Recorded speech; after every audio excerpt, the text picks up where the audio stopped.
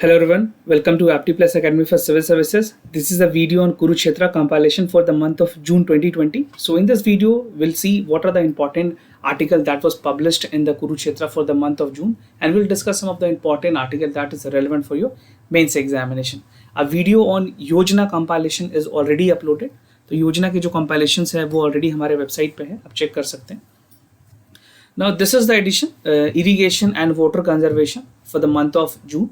So the entire discussion would be on this theme, this monthly magazine, and we'll discuss some of the important relevant article and topics which is important for your mains examination.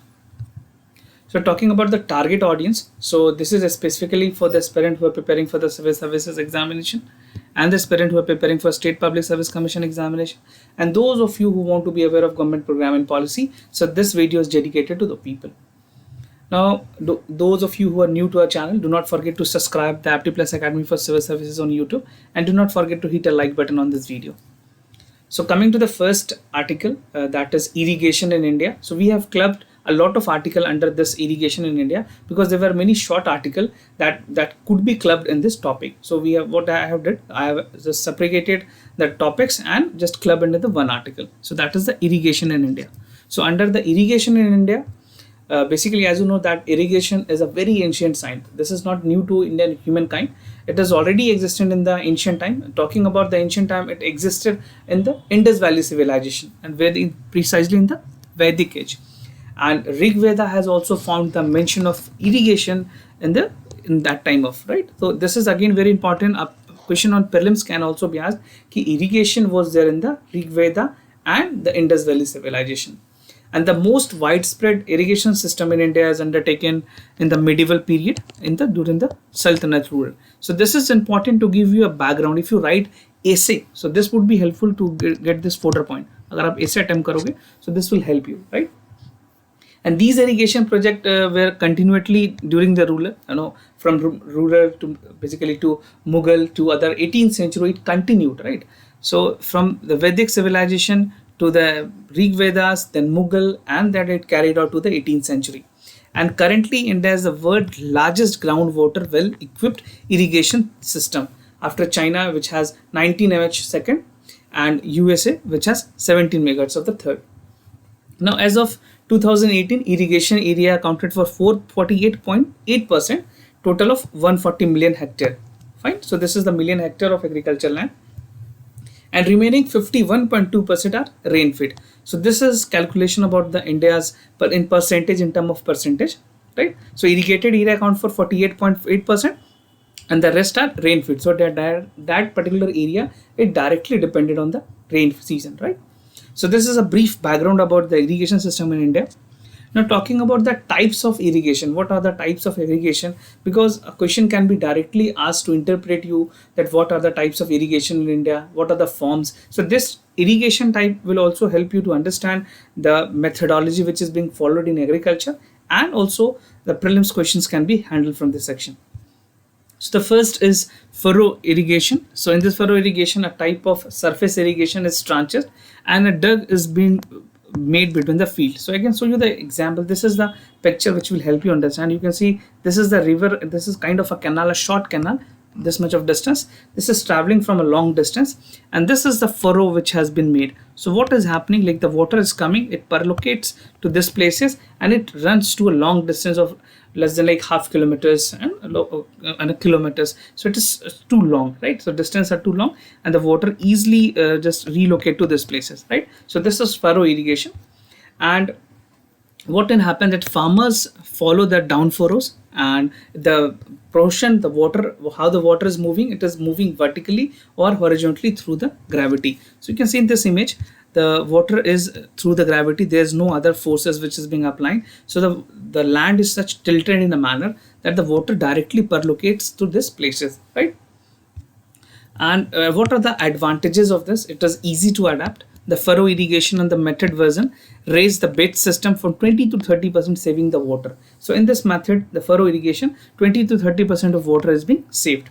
But what are the shortcomings? Every features have its shortcoming as well.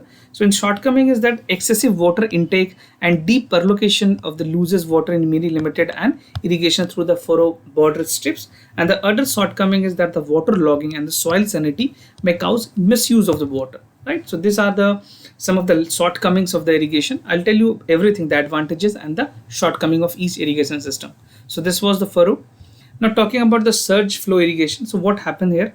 Surge flow irrigation, the intermediate applications water in the series on the mode of constant and variable time span. And after this, what happened that it has a potential to reduce the intake and perlocate losses, and it increases the irrigation efficiency and conserve the irrigation water. How does it follow? So this is again very similar to the furrow irrigation, where a particular tank has been installed and accordingly there's a proper channel through which water is being distributed, right? And what are the shortcoming in this? That the water logging and the soil salinity problem may occur after the overuse of water. So this can be the another problem. Now coming to the sprinkle irrigation, this is the most favorable type of irrigation system. So in irrigation system, the image nature, or it's kind of a natural rainfall. You can see the images over here. So this is the sprinkle rainfall, which spreads the water uniformly across the region. If the water is coming to this much area, it will uniformly distribute to in the 360 degrees circulation. So it is moving like a 360 degree, right? And water is pumped through the pipes, then sprayed to the crop through the rotating sprinkler heads. And what are the other advantage of it?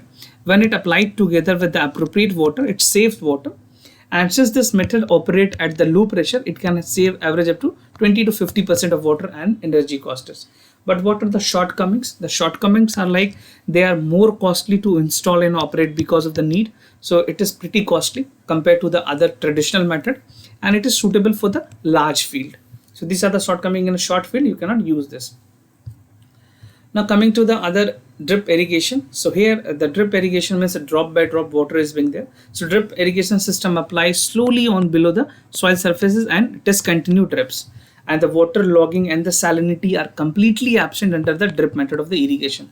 So I'll show you the image. This is like the water through the droplet is being helped out in the surface of the land, so that it help to boost and give the agriculture land the other essential water and the minerals that is required, right? And the evidence shows that the water use efficiency increase up to 100% and properly designed to measure the drip irrigation. And the drip method of irrigation help to reduce the over exploitation of the groundwater that partly occurs because of the insufficient use of water, right? And it also help to attain the early maturity of the crop, high quality produce, increase crop yield, and higher uses of the efficiency. So in this method, the water is less, basically the loss of the water or the wastage of the water is near zero, and all the essential the required water is being slowly given to the farm, basically the crop which is there in the standing form. Now there are surface drip irrigation. In this particular method, what is happening that the surface drip irrigation is a slow pressure. Basically this is a slow pressure, low volume irrigation system that used basically tube wells, right? The tube well is used, and this applied to the water movement of the tubes by slow, basically matrix suction, right? And what are the advantages of SDI? They are the major advantages, that it conserve a lot of water, it enhance the fertilizer efficiency, it is uniform and highly efficient water application, it eliminates surface of the infiltration problem, and flexibility in providing the frequent light and irrigation, reduce problem and disease of the weeded. This is being also helped by the surface drip irrigation, and low pressure and required for the operations. There are no the much pressure is not required, high pressure of water is supplied of not required, right? And what are the shortcomings? That is high costs of initial installation. The installation cost is very high. Increase possibility of the clogging, especially when poor quality of water is used, and it need high maintenance. So these are some of the shortcomings of the surface drip irrigation. Now the other is regulated deficit irrigation. What happening in this? That the regulated drip irrigation is optimizing strategy under which crops are allowed to sustain some degree of water deficit in the reduction. So this is again a very efficient way where during this RDI, what happened that the crop is exposed to certain level of water stress either during the particular period or throughout the growing season. So there's a limited number of water which is being distributed to the crops, and the energy water uses efficiency is like crop by eliminating the irrigation have a little impact on yield to improve the control and vegetation growth, right? So this ultimately impact the size and quality. And the RDI is sustainable use to cope up the water scarcity, since it is allowed to deficit form, saving water, control of per location of the runoff, follow the reduction losses and fertilizer in agrochemicals. So RDI is some way is more favorable than other part, and it also help in control of per location run returns for and losses of the fertilizer in the agrochemicals forms. Now there are some issues with the irrigation in India. So there are the major issues which again important. So the first is irrigation efficiency. So efficiency mean that irrigation is very slow, since less than 40% of the applied water is actually used by the crops. And after that we have water availability and water stress. So in India, that per capita availability of water has decreased, as you know, and estimated to decrease further in the 2050. So by 2050 more there would be decrease in the per capita availability. And further, the demand of water in the per sector like irrigation, drinking water, industry, energy, and the other is expected to rise by 710 billion cubic meter. So this is by 2010, and in 2025 this will be close to 843 basically billion cubic meter, and coming to 2050 it will be again lessened by 11080. So this much demand is going to increase in the water sector, in the all the three sectors like irrigation, drinking water, and industries. And talking about the Niti Aayog report, it quotes that currently 600 million Indian face the high extreme water stress, and this is 2 lakh people die every year due to inadequate and safe water. This is a report by Niti Aayog. So this is very important point which you can quote in the examination. And by 2030, country has the water demand that is projected to be twice the availability of supply, implying the severe scarcity of 100 million of water, right? Now, excessive use of water is again a problem. So as per World Bank report, India withdrew a total of 761 billion cubic meter of water in 2018, out of which 688 billion cubic meter were used in the agriculture. So you can see this much is used. So, and this is the 90% of the total groundwater withdrawn in this year, right? And according to the data from the NASA gravity recovery, so NASA and their climate expert have reported that the Northwest India has the highest groundwater depletion. So this is talking about Punjab region. So there the lot of agriculture is being happen. And in the world 2002-2008, there's precipitation that was above normal for the period. So precipitation rainfall has again helped agriculture sectors a lot. Now, what are some of the solutions that is again efficient to use for the sustainable agriculture in India?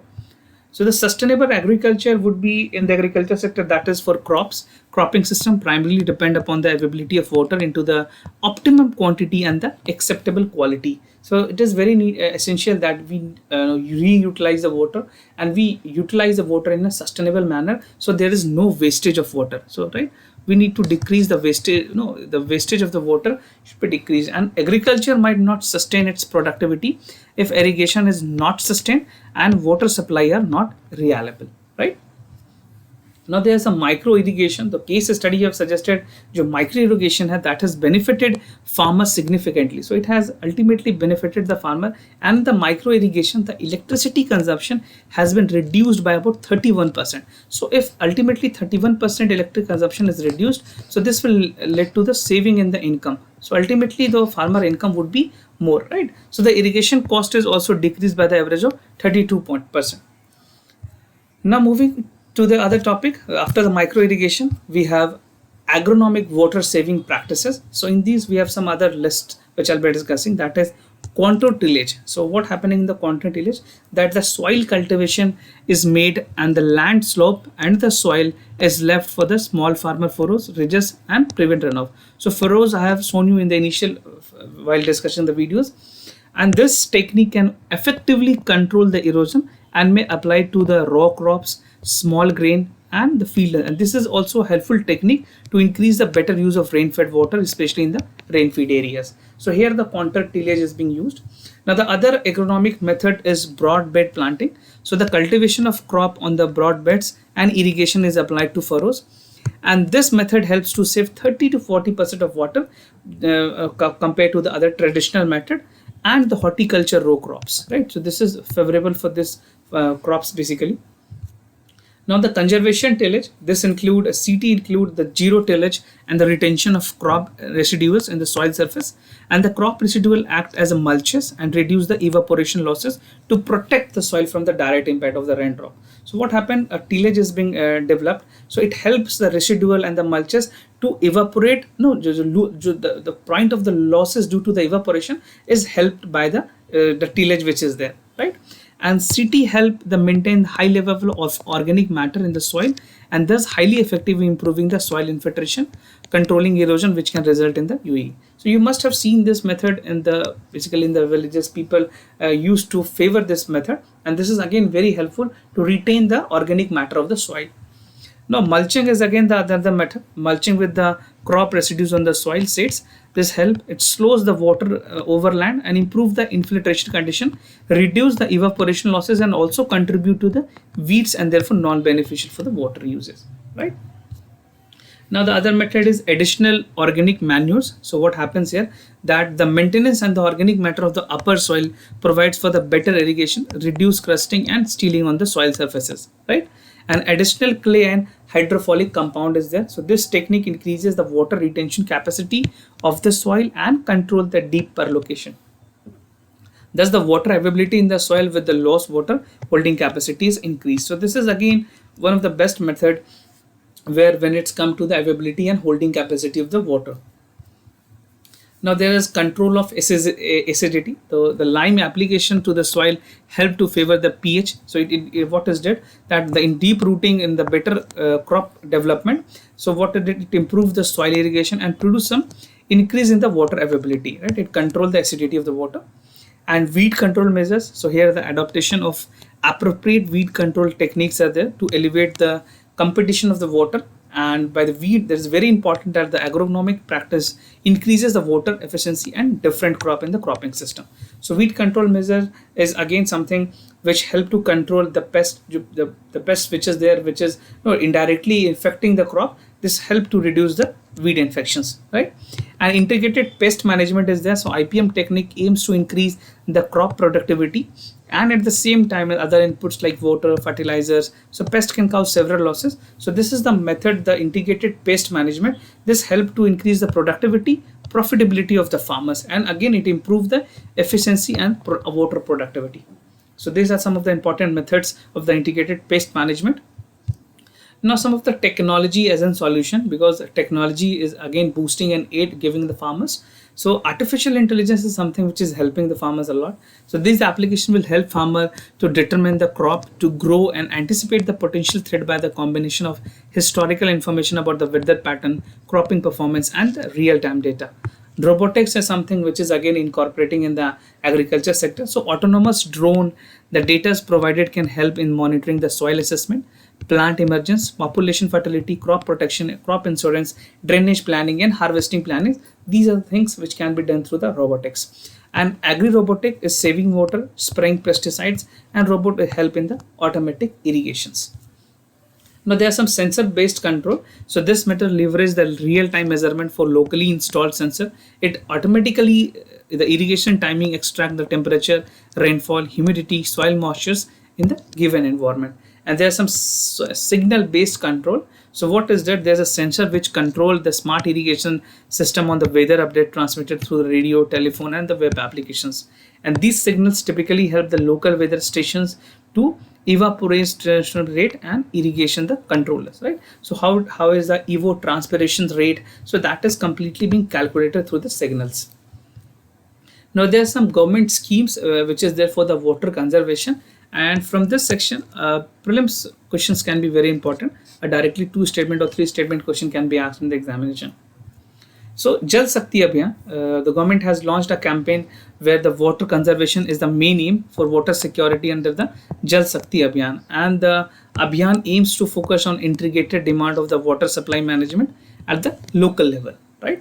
And it intended to create an infrastructure for the source of availability water using the harvesting, groundwater recharge, and maintenance of the household water reuse. And the Jal Shakti Abhiyan is a time-bound mission mode water conservation campaign. There are some other features of this mission. So it is a collaborative efforts between the government of India and the other state government.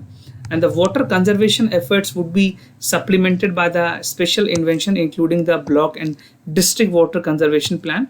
It will help to promote the efficient water for irrigation and the better choice crop under through the Krishi Vigyan Kendra. So KVK are the centers which will help farmers to choose their crops according to the seasons.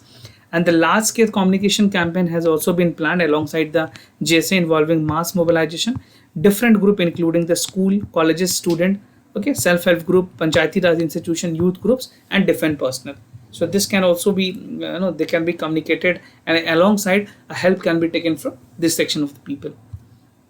Pradhan Mantri Kisi Sinchai Yojna. This is also one of the national mission to improve the farm productivity and ensure better utilization of the resources in the country. So the scheme was approved for an outlay of basically 50,000 crore with a period of 5 years. And the Pradhan Mantri Kisi Sinchai Yojna is formulated by the amalgamation of the run scheme project, that is aggregated benefit program. This is the one project, the integrated watershed management project, and on farm water management. So these three programs can be clubbed together to form the Pradhan Mantri Krishi Sinchai Yojna, right? And the total irrigation potential utilized of this entire project is supposed to be 76.3 lakh hectare. And under the Pradhan Mantri Krishi Sinchai Yojna, there are some objectives which has to be met. So first is to achieve the convergence of the investment in irrigation in the field of level and agriculture cultivability area under the assured irrigation, improve on-farm water uses efficiency and reduce the wastage of the water. And the last is to enhance their adaptation of the precise irrigation and the water saving technologies. So these are some of the focus area objective of the Pradhan Mantri Krishi Sinchai Yojna. Now the scheme also aims to bring the concentrated ministry, department, research, financial institution into the engaged cycle under the common platform, so that there's a holistic view for the water cycle, and into that account it vote for the water budget, that is all sector, namely the household, agriculture, and industry. So it tried to give it a platform where all these three sectors are uniformly benefited. At the state level, the scheme is administered by the state level sanctioning committee, that is called SLSC. This is chaired by the chief secretary of the respective state. And apart from encountering the stakeholders like the water user association, institution, corporate sector, individual, so that they help to promote the water users efficiency and recycling use of the water. They use artificial recharge and rainwater harvesting and creating awareness to the people participations, right? Now moving to the Jal Jeevan mission, this is also an important mission where every rural household of the drinking water supply in adequate quantity and prescribed quantity, along with the long-term basis with the affordable delivery system, improvement in the living standard of the rural communities. So this is basically for the rural area where the main focus point of the government, where the Jal Jeevan mission could be very helpful and improving the productivity of the agriculture. Now, under this mission, under the Jal Jeevan mission, the state UT is planning to participate in the rural water supply strategy to ensure the potable drinking water security for every rural household by building schools, Anganwadis, healthcare center, and the wellness center. And the state and the union territories are the creation for the water supply infrastructure in the rural and the household function. There is a connection by 2024, so every household will have water. This might get delayed by 2026 because of the COVID-19. And state and union territories plan their drinking water security, and the state and UT has to develop a robust institution to focus on the delivery system, right? And the capacity building through the stake and creating awareness in the community and improve the quality of the life. So these are some of the important mission of this basically. The new provision of the mobilization of the financial assistance of the UTs, implementation of this mission is again very important. Now, what are the objective of this? So basically, first objective is to provide household cap connection, that is called FHTS, to every rural household. So the time has not been divided. Hopefully, this would be done by 2024. And to provide the functional tap conservation, Anganwadi center, GP building, healthcare center, welfare center, and the community building. This would be provided under this mission. So this is the objective of this mission. Okay, Jal Jeevan mission. Now it promote to ensure the voluntary ownership of the local community by contributing in cash, kind, and the labor volunteer water, right? And it aims to assess the sustainability of water system like water resources, water supply infrastructure, fund, and regular OM. And it aimed to bring the awareness in the various aspects of significance, drinking water involvement, stakeholders, manner in which water everyone uses in the businesses. So the entire theme is to make the people more aware of the thing that government is providing. The facilities which is being provided by the government is very essential to be known by the people so that they can avail the benefit of it, right? Now, what are the components under the JJM, Jal Jeevan Mission? So, the development in the village pipeline water supply infrastructure to provide the water conservation to every household, development in the reliable drinking water resources, augmentation of the existing resources to provide long-term sustainability of the water system, and wherever it is necessary, the bulk water transport, treatment plant, and the distribution network to cater the rural household. So, these are some of the important components under the Jal Jeevan Mission. And technology intervention for the removal of containments water is again quality in the issue. So this is something which is also taken into the consideration, and uses of technology has been upgraded.